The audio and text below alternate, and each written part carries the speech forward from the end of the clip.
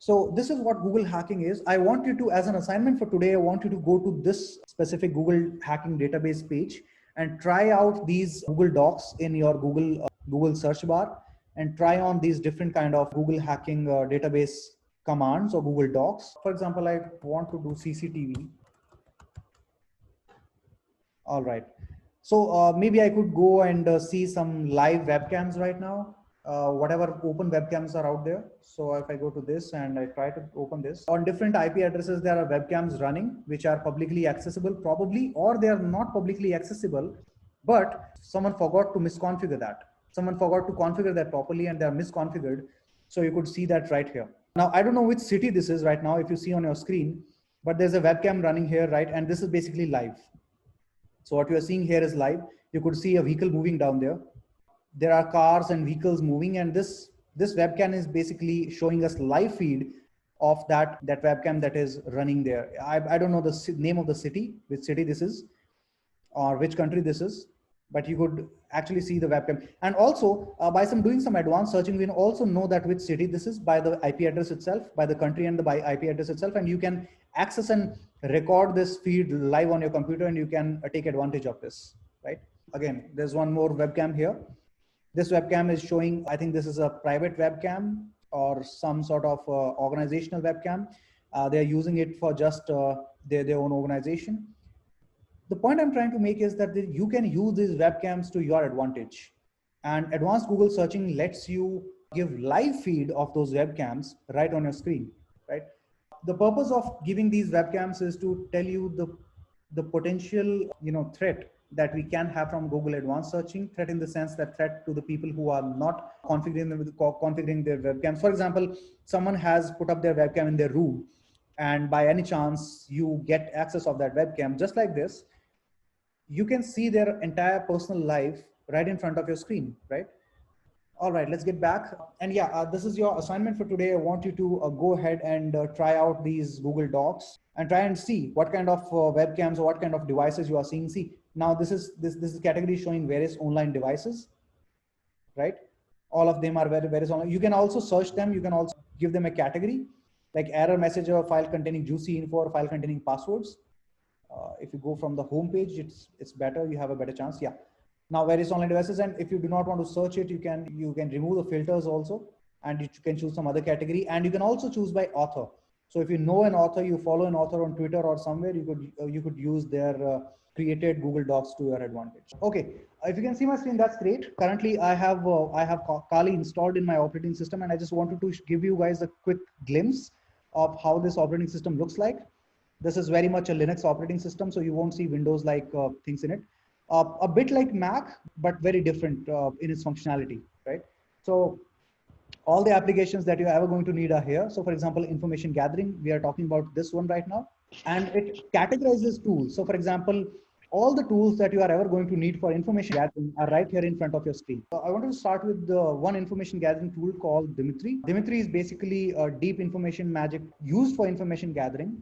And for example, let me give you a quick glimpse of how it looks like.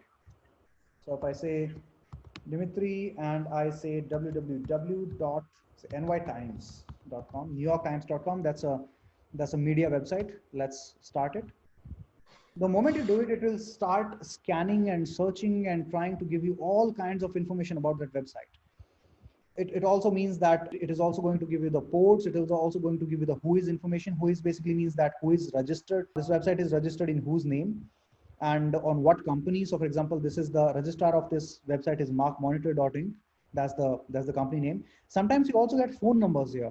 Like for example, we have a phone number here also. You could contact the phone number also. So the more information you can get in the information gathering phase, the better, because the entire motive of doing information gathering is basically trying to find as much information about your target as possible. Because the more you sweat in your information gathering phase, the more you bleed later, the less you bleed later actually. So it's always better to have more and more information in your first phase. I have seen hackers. I mean, I used to work with hackers in the past in red teams, and we used to spend like weeks and weeks just on information gathering. So if you have enough information, hacking becomes really easy. It's not a tough job if your information gathering step is perfect. right? So for example, on this, now I have like IP addresses here, and I also have a pretty interesting information. If you see like here, there are different subdomains, right? So help.nytimes.com, it has a different IP address. And then there is myaccount.nytimes.com, which has a different IP address, right? It basically means that now you have too many IP addresses to attack. So if one IP address does not work, you can enter the organization, you can attack the target organization with some different IP address, right? And that's why hacking is so prevalent nowadays. That's why people are so confused and so vulnerable, because they're not able to prevent their organization, because one team can cater to one IP address or two or three or four at max. Right now you see here around more than 10 IP addresses in front of you, right? So if one subdomain is, if they secure one subdomain, there is a possibility that some other subdomain is not secured, and you can attack that. That's what our purpose is. And now, for example, you could do phishing, and I'm sure you might have heard of phishing. Phishing is basically social engineering attacks in which you are sending fake emails to the members of the organization, trying to click them to your malware. And once they install it, then you have access to their system, right? So it also gives you the email addresses. So you could launch a spear phishing attack. Now, spear phishing attack is a different kind of attack, which is again, now we have like around 5, 6, 7 email addresses here. So how do we advantage of email addresses? Like now, for example, you are preparing a phishing attack, right? And you have too many email addresses. So you could send all the email addresses. You could send the same mail to all the email addresses. There is a possibility that out of those 5 or 10 email IP addresses or email addresses, one of them is going to click that.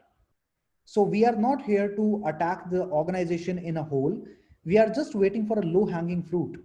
We are just waiting for that one person, one gullible person who just clicks on that link, and our malware gets installed in their system. That's it. The moment it is installed in the system, we know that that system is connected to the organization, and we are already into the organization now, right? From his system, we can access to the websites that the organizational website, the credentials, the documents, the files, the sensitive information, and whatnot, right? So that's how phishing attacks work, because the more email addresses you have, the better. And now on the next step, Dimitri is trying to gather some TCP information. We have already talked about the ports, right? So if you see on the bottom left side of your screen, if you see the port number 80 TCP is open. What does it mean? I had already told you that port number 80 is for HTTP. So if port number 80 is open, it means HTTP port is open. So if you are sending some HTTP traffic on this port, the website will not block it, right? Because the port is open, right? And it is also possible that this website has this window open, but there could be a guard sitting out of the window, which means that there could be a firewall, that there could be intrusion detection system or intrusion prevention system or an antiviral software and whatnot. We usually call them guards. So there is a possibility that out of that port, before that port, like you go to a home, you go to someone's home, and it's a rich man, and you see there are guards outside of the main door, right? So these guards are nothing but firewalls. They are just there to make sure that nothing unauthenticated should not enter the home, right? All right. So it scanned for 150 ports, and it gave you this 80 TCP port open. So it says there only one port is open, and all other ports are either filtered or closed. We don't know that, but the one port that we know is 80 TCP is open. What did we do to run this scan? All we did was Dimitri and the name of the website. It's as easy as that. You don't have to do anything more than that, right? Pretty amazing, right? The kind of information that it grabs for you is amazing. It gives you all the email addresses, all the who is information, even the phone numbers, the different IP addresses that you can attack, the ports that are open, right? Now we have one more tool here that's called Legion. And I'm showing you this tool because I feel that this is another tool that is good in information gathering department, and you should try it once. Right. This tool is a bit more similar to Dimitri, but the functionality, the underlying functionality is a bit different. So what you do here, once you click on Legion, this will tell you that you want to add the host to the scope. So for example, let me add a website here. What website should I add? Say I add Forbes.com. I write my website name here, the target name, and I click on submit, nothing else. Now, the moment I click on submit, it will start in the background. It will start all the terminal scans and whatnot in the background. And in here, you can, in the bottom half of the screen, you can see the scans running. It is running a tool called Nmap, and we'll be talking about Nmap also because that's a pretty interesting tool. And it is running all the other tools as well. Nikto is a scanner actually, and it is using that scanner also, right? And let's just click on OK. And if you see on the top of the screen here in services, it shows that port number 80 is open and port number 443 is open, which means port number 80 is HTTP and port number 443 is HTTPS, right? It again is doing the same thing what Dimitri does, but it is the UI, the user interface is a bit better in this case. If you run on the scripts, it shows you what kind of files could be there, what kind of certificates or scripts could be there. So there is a web on this port, there is a file called http-robots.txt. -robots.txt. Okay, there's a possibility that this is not allowed via web browser, because what we are doing here is we are trying to open that from Chrome. And if you see, there is a question mark after that, which is basically redirecting us to some other parameter. So there is a possibility that this is not allowing us, but this tool is using a different way to do it. It is using a script to do that. So that's why we have this file right in front of us. It says 303 disallowed entries. And we'll also talk about these error codes. 303, you might have seen 404, you might have seen 404 not found. Whenever you try to access a website and it says 404, or it could say 403 forbidden, it could say 302 redirect, right? We'll be talking about these error codes in the next class.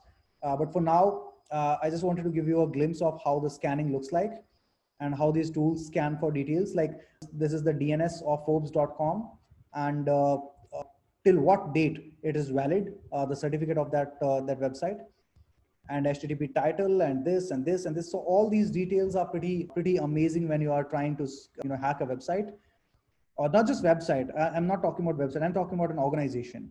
So there are different ways to hack an organization, right? So CVE is basically vulnerabilities.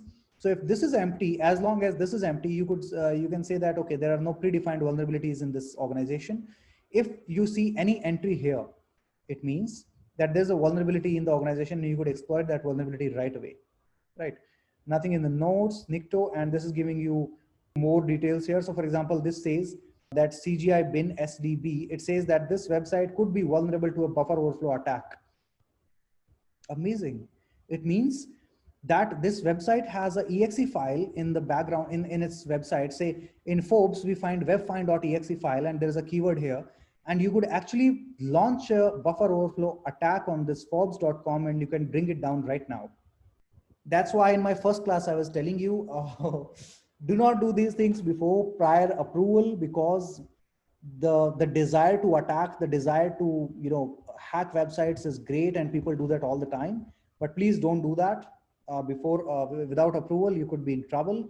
There are more things that we are trying to see here.